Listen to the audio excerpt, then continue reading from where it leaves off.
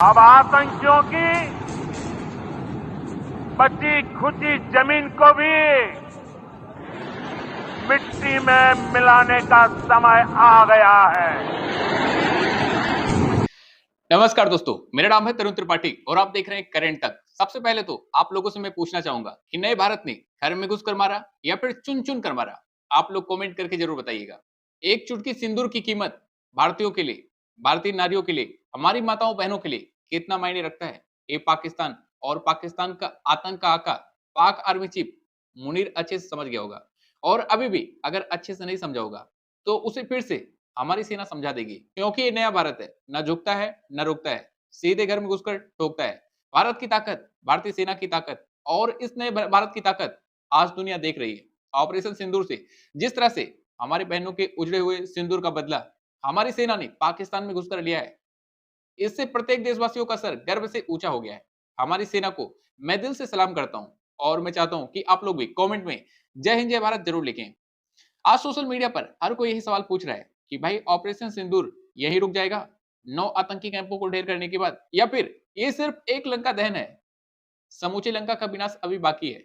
इसको भी हम आपको बताएंगे, मगर उससे पहले चलिए आपको बताते हैं कि ऑपरेशन सिंदूर के बाद पीएम मोदी ने कैबिनेट की मीटिंग में ऐसा क्या कहा जिसकी चर्चा चारों तरफ होने लगी है। इसके बाद हम आपको बताएंगे कि कैसे भारत के इस हमले से सिर्फ पाकिस्तान के आतंकी कैंप ही ढेर नहीं हुए, बल्कि पूरे पाकिस्तान की कमर टूट गई है। बता दें कि ऑपरेशन सिंदूर के बाद पीएम मोदी ने कैबिनेट की मीटिंग बुलाई थी। इस मीटिंग में रक्षा मंत्री राजनाथ सिंह समेत पूरी कैबिनेट मौजूद थी। इस समय कैबिनेट मंत्रियों ने पीएम मोदी को ऑपरेशन सिंदूर के लिए बधाई दी और उनके नेतृत्व के प्रति विश्वास जताते हुए कहा कि पूरा देश उनके साथ है। पीएम मोदी ने भी सेना को बधाई देते हुए कहा कि ये प्राउड मोमेंट है, मतलब उन्होंने इसे गर्व का पल बताया।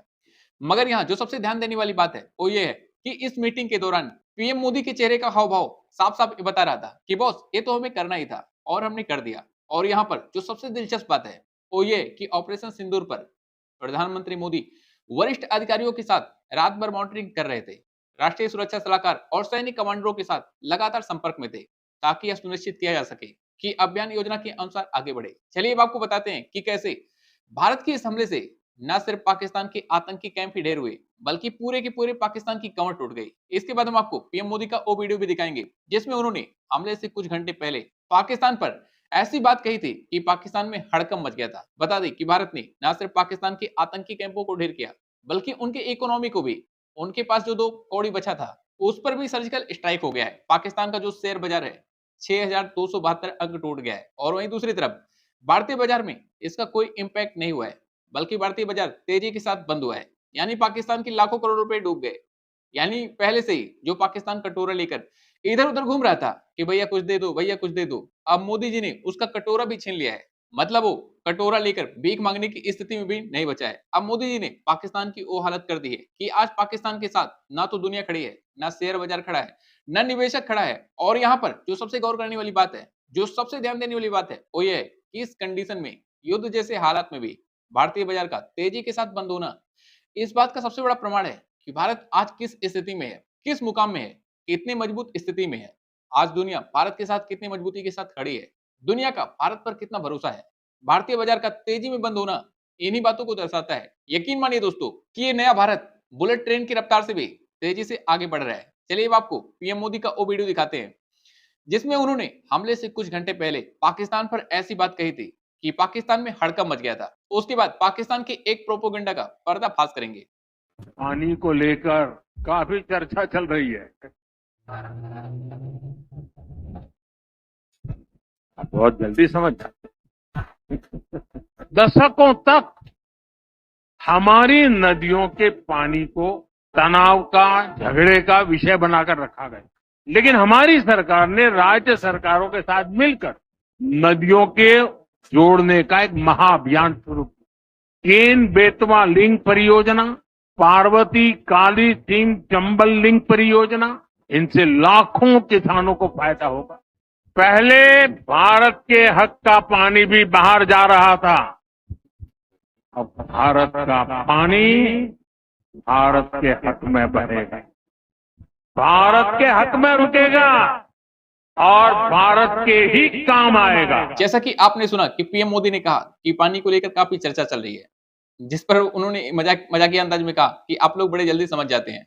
दशकों तक हमारी नदियों के पानी को तनाव का, झगड़े का विषय बनाकर रखा गया। पहले भारत के हक का पानी बाहर जा रहा था, लेकिन अब भारत का पानी भारत के हक में बहेगा। और अगर पीएम मोदी ने इसे सच में कर दिया, पाकिस्तान पर रहम नहीं किया, क्योंकि हम भारत के लोग, होता क्या है कि हम भारत के लोग, भारत के दिल में, भारतीयों के डीएनए में हिंसा नहीं है, भारतीयों के खून में हिंसा नहीं है। भारत के लोग दुनिया में सबसे दयालु प्रवृत्ति के होते हैं। तो क्या पता कि पीएम मोदी का भी दिल पिघल जाए, उनको भी दया आ जाए कि जाने दो, इन लोग को भी जी लेने दो, तो वो अलग बात हो जाएगी। लेकिन अगर कहीं पीएम मोदी ने दरिया दिली नहीं दिखाई और पाकिस्तान का पानी रोक दिया, तो बॉस पाकिस्तान में भयंकर तबाही मच जाएगी। और तबाही भी कोई छोटी मोटी नहीं बचेगी, बल्कि ये हालत हो जाएगा कि पाकिस्तान को छोड़कर, देश को छोड़कर वहां के लोगों को दूसरे देशों में शरण लेनी पड़ेगी, क्योंकि पानी बचेगा ही नहीं भाई। परमाणु बम से भी बड़ा हमला पानी का हमला होगा। और ये बात कोई मैं बढ़ा चढ़ाकर नहीं कह रहा हूं। अगर आपको लग रहा है कि मैं ये बात बढ़ा चढ़ाकर कह रहा हूं, तो पाकिस्तान के रक्षा मंत्री ख्वाजा आसिफ का बयान सुन लीजिए, जो उसने 2-3 दिन पहले दिया था, जिसमें वो कह रहा था कि अगर भारत ने पानी रोक दिया तो हम वैसे ही मर जाएंगे, हमारे लोग वैसे ही मर जाएंगे, भूखे प्यासे मर जाएंगे, हम भारत पर हमला कर देंगे। मतलब आप सोचिए कि उसका एक डर बता रहा था, वो ये नहीं कर रहा था कि हम भारत पर हमला कर देंगे। मतलब पीएम मोदी ने पाकिस्तान को बर्बाद करने के लिए पूरी तरह से कमर कस ली है। भाई ये सब देखकर तो मुझे यही लगता है कि कोई बड़ी बात नहीं, वो दिन दूर नहीं जब पीओके भी हमारा होगा और पाकिस्तान भी हमारा होगा। क्योंकि पाकिस्तान के पास भारत में दोबारा से मिलने के अलावा, पानी रुकने के बाद पाकिस्तान के पास भारत में मिलने के अलावा, भारत में शामिल होने के अलावा दूसरा कोई ऑप्शन नहीं बचेगा। खैर, ये बात आपको जानकर हैरानी होगी कि पाकिस्तान की 20 से 25% आबादी ऐसी है जो भारत में मिलने को तैयार है, इंतजार में है कि इंडियन आर्मी हम पर हमला कर दे और हम भारत में मिल जाएं, हमको भारत में मिला ले। अब यहाँ पर आप सबसे एक सवाल कि अगर पाकिस्तान भारत में शामिल होना चाहे, तो क्या भारत में शामिल कर लेना चाहिए या नहीं? अपनी राय कमेंट में जरूर दीजिए। चलिए अब आपको बताते हैं कि पाकिस्तान भारत के खिलाफ कैसे प्रोपोगेंडा फैला रहा है, कैसे प्रोपोगेंडा क्रिएट कर रहा है।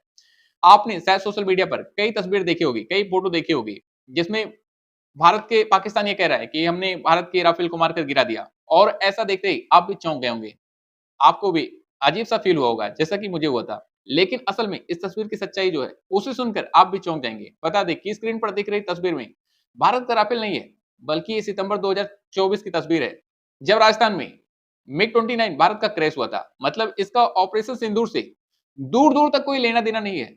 लेकिन पाकिस्तानी इसको भारत का राफेल बताकर अपने आप को तसल्ली दे रहे हैं। यहां तक कि वहां का प्रधानमंत्री भी ये कह रहा है कि अल्लाह ताला की दुआ है, हम भारत से कमजोर नहीं, हमने राफेल को मारकर गिरा दिया। ऐसे ही कई और तस्वीर सोशल मीडिया पर तैर रही है, जिसमें पाकिस्तानी बता रहे हैं कि हमारी सेना भारत के 2 राफेल विमानों को मारकर गिरा दिया। जबकि एक तस्वीर में पाकिस्तान का अपना खुद का विमान है, जो कि 16 अप्रैल को पाकिस्तान के पंजाब प्रांत में क्रैश हुआ था। और उसको ये पाकिस्तानी भारत का राफेल बताकर अपने दिल को तसल्ली दे रहे हैं। यानी भारत का कोई भी विमान नहीं गिरा है, कोई भी राफेल नहीं गिरा है। और अगर गिरा है तो भाई प्रूफ दो ना। और यहाँ पर जो सबसे बड़ी खबर है वो ये है कि आतंकी मसूद अजहर का पूरा परिवार को सेना ने स्ट्राइक में मार गिराया है। इसके परिवार के 14 लोग मारे गए हैं। इतना नहीं, राउफ असगर भी मारा गया है, जो कि भारत का मोस्ट वांटेड था। और यहाँ पर सबसे मजे की बात तो देखिए कि मसूद अजहर एक चिट्ठी लिखा है और कहा है कि भाई अगर मैं भी मर जाता तो अच्छा होता, मेरे परिवार के 10 लोग मर गए। अगर भाई अपने मरते हैं ना तो ऐसे ही दुख होता है, दूसरे का दुख तभी पता चलता है जब अपने मरते हैं। अभी अगर आपको याद हो तो पीएम मोदी ने क्या कहा था कि जो बचे खुचे आतंकी हैं, आतंकी आका हैं, उन्हें पाताल लोक से ढूंढ कर निकालेंगे, चुन चुन कर मिट्टी में मिलाएंगे। और वैसा ही हुआ। मतलब आतंकी भी मारा गया और उसके परिवार के लोग भी जहन्नुम में पहुंचा दिए गए। और यहाँ पर जो सबसे प्राउड की बात है वो ये है कि भारत के कर्नल सूफिया कुरैशी और विंग कमांडर बेगम कासिम को पीएम मोदी ने उतारा था, ये बताने के लिए कि भारत ने ऑपरेशन सिंदूर में क्या किया। तुमने भारत की एक महिला का सुहाग उजाड़ कर ये कहा था कि जाकर मोदी को बता देना। इसलिए मोदी ने भारत के 2 महिलाओं को भेजा है, यह बताने के लिए कि दुनिया को बता देना कि नए भारत ने क्या किया है।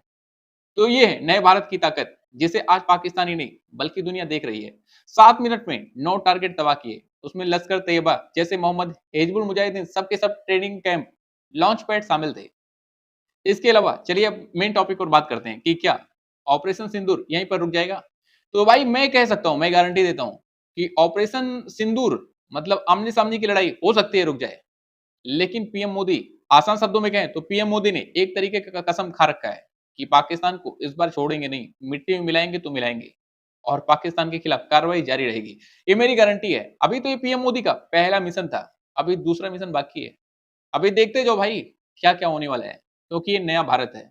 फिलहाल तो इस स्ट्राइक पर आप क्या कुछ कहना चाहेंगे, हमें कमेंट करके जरूर बताएं और इसी तरह की वीडियो देखने के लिए हमारे चैनल करंट तक को लाइक शेयर सब्सक्राइब जरूर करें। नमस्कार।